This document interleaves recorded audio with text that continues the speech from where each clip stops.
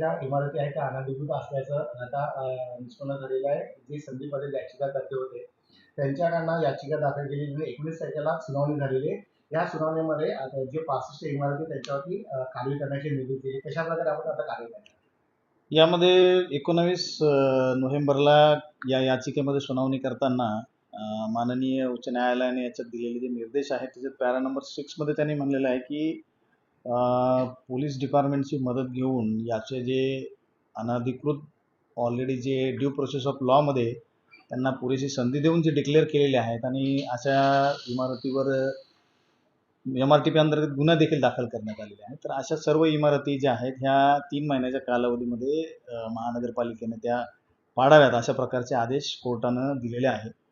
तर हे आदेश आता कोर्टाने दिलेले असल्यामुळे हे महापालिकेला ते इम्प्लिमेंट करावे लागणार आहे. तर त्या दृष्टीनं महापालिकेची तयारी आता चालू आहे. यासाठी निश्चितच आम्ही समस्त त्या तिथे राहणारे रहिवासी आणि नागरिक आहेत त्यांना आमची विनंती आहे की माननीय उच्च न्यायालयाचा हा आदेश आहे आणि या आदेशात सर्वच यंत्रणेची जबाबदारी असते. त्याचबरोबर सुज्ञ नागरिकांची देखील ही जबाबदारी आहे की याबद्दल म्हणणं जे आहे आपलं ते उच्च न्यायालयानं जे काही ऐकून घेऊन त्याच्यावर आदेश पारित केलेले आहेत. तर असे आदेश इम्प्लिमेंट करणं ही अत्यंत महत्त्वाची बाब आहे. तर त्या दृष्टीनं सर्वांनी आम्हाला हे सहकार्य करावं आणि यासाठी निश्चितच आपल्याला जर काही उपायात्मक योजना करायच्या असतील तर आपल्याला इतरही रस्ते जे आहेत ते खुले आहेत. तर त्याप्रमाणे आपण मूव्ह ऑन करू शकता.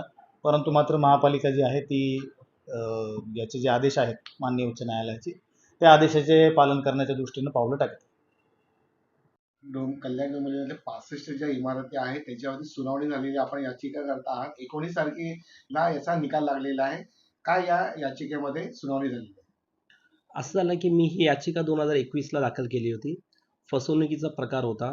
त्यांनी महानगरपालिका रेरा यांची फसवणूक करून ह्या बिल्डिंगा बांधलेल्या होत्या. त्यावर कोर्टाने सर्व पाहिल्यानंतर त्या बिल्डिंग इलिगल असण्याचं कोर्टाच्याही निदर्शनात आलं आणि त्यामुळे ह्याबरोबर अनेक डायरेक्शन झाले. पण त्याच्यात महत्त्वाचं डायरेक्शन असं झालं की ह्या 65 बिल्डिंगनी ही फसवणूक केलेली आहे. तर ह्या 3 महिन्याच्या आत महानगरपालिकांनी पाडायचे आहेत आणि त्यासाठी लागणारा पूर्ण पोलीस बंदोबस्त सुद्धा पोलिसांनी द्यायचा आणि त्यांना तसेही आदेश देणार आहे की लोक त्याच्यात जर राहत असतील तर त्यांना सुद्धा खाली करून त्या बिल्डिंगा तोडल्या पाहिजे.